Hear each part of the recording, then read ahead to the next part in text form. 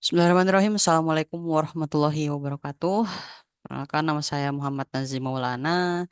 Kali ini saya akan mempresentasikan tentang digital logistik dan supply chain management, lebih tepatnya untuk AS Digital Logistik dan Supply Chain Management.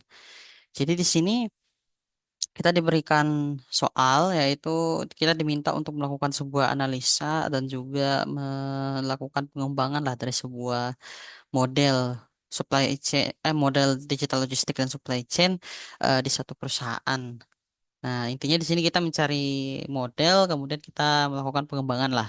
Nah, kebetulan di sini karena saya bekerja di PT Pos Indonesia, jadi di sini saya akan mengambil satu model yang sederhana aja, yaitu tentang real time tracking di PT Pos Indonesia.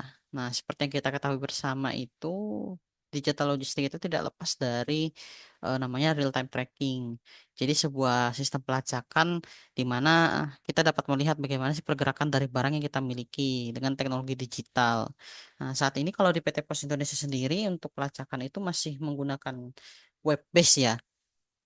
Ini saya berikan contohnya.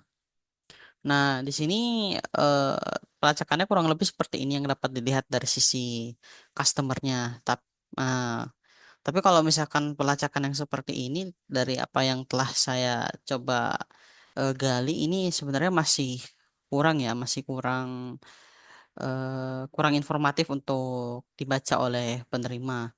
Oleh karena itu, kami mencoba untuk melakukan improvement atau memberikan saran lah mengenai improvement dari model yang sedang berjalan itu. Jadi kita tahu kalau real time tracking itu memang saat ini memang cukup bagus, tapi itu tidak cukup gitu. Karena dari real time trackingnya itu tadi saja kita tidak tahu posisi barang. Kita hanya bisa melihat dari tabelnya itu posisi barangnya di mana, tapi kita tidak bisa melihatnya secara live atau misalkan dari mapsnya gimana gitu.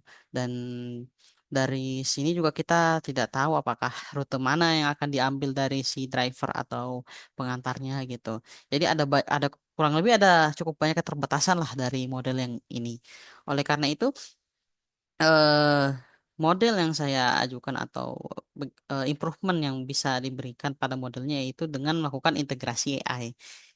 Nah, integrasi artificial intelligence ini dapat menjadi kunci transformasi digital PT Pos Indonesia untuk meningkatkan efisiensi, kecepatan layanan, dan juga pengalaman pelanggan.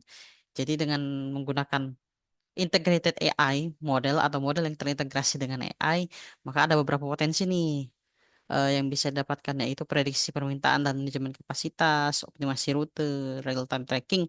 Nah, real time trackingnya disertai dengan chatbot. Kemudian yang terakhir adalah analisis tren dan pengambilan keputusan. Jadi dengan kurang lebih seperti ini gambarnya ya.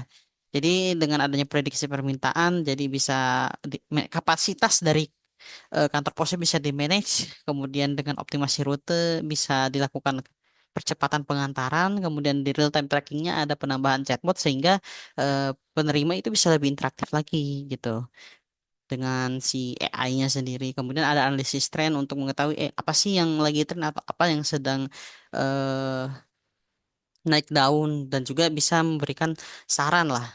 Jadi dari AI-nya itu bisa memberikan saran apa sih yang bisa diambil gitu atau keputusan apa yang bisa diambil gitu. Nah, baik, mungkin itu saja sih penjelasan singkat tentang model yang saya pilih dan juga improvementnya. Jadi kesimpulannya itu adalah transformasi dari real time tracking ke implementasi AI itu bukan hanya memperkuat logistik PT Pos Indonesia, tapi juga bisa menjadikannya sebagai logistik pintar yang lebih proaktif, efisien, dan juga mampu memberikan pengalaman pelanggan kelas dunia. Baik, saya rasa mungkin sekian saja dari saya. Lebih dan kurangnya mohon dimaafkan. Wabillahi taufiq wal hidayah. Assalamualaikum warahmatullahi wabarakatuh.